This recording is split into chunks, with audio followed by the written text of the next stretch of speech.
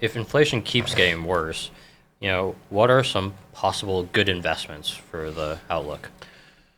Yeah.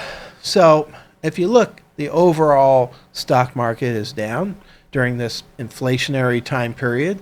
The overall bond market is down during this inflationary time period, both because there's expectations for higher interest rates, right?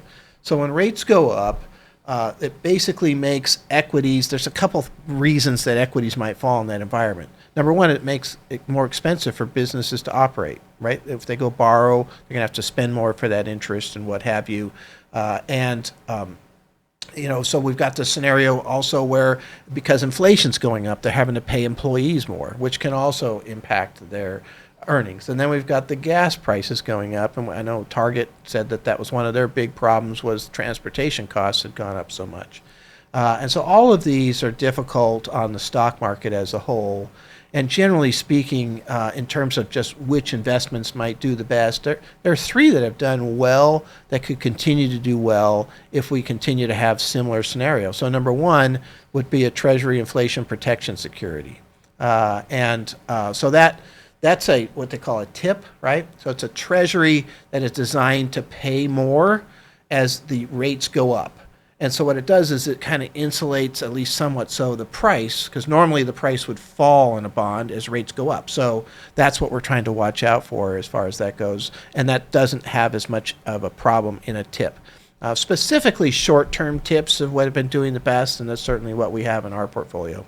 A couple of other areas that have done well so far this year are, of course, energy. Energy's up tremendously so far this year.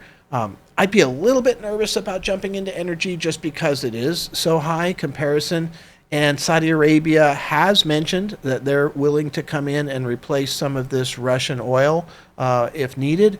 And so they could bring down the price themselves. So it's a little bit of a weird thing. But energy generally does well in these type of inflationary environments.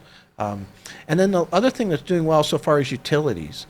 So utilities are, a safe haven when the market's falling. They pay a fairly high dividend on a relative basis, and so that's considered an inflationary hedge as far as that goes. Obviously, one thing if you have the money is property, right? I mean, so if you buy a property, you have a high inflation for a long enough period of time, rents are going up. One of the big drivers of current inflation is the increasing rent. And so for those people that have rental properties, this is a pretty good environment, at least for them. Not so great for the renters, but for the owners, this is not a bad place for an investment either. I'd be a little nervous about buying new property just because we have had the lowest number of new mortgage applications for new home purchases in 22 years this week.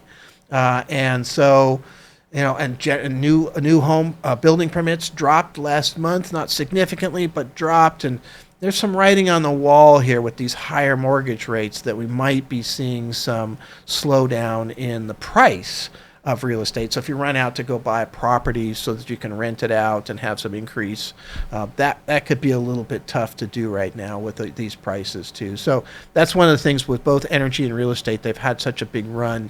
It's a little bit difficult. Utilities could continue to do well. Tips could continue to do well here too. So those are a few things that, obviously we can look at as far as that goes. Honestly, cash isn't a terrible thing either. It used to be always, the money markets paid zero. They're going to pay more now, but zero is still better than the stock market's down, what is 17, 18% on the S&P 500. Zero looks good. So, there are just some key pieces there to take a look at. It's not that easy to figure out because you really have to have some determination of what might be happening with the market. The market does work in advance, 6 to 18 months in advance. And so if the market starts to see some softening in inflation, the market could take off, and you're over here in these things that are designed to do well in an inflationary environment.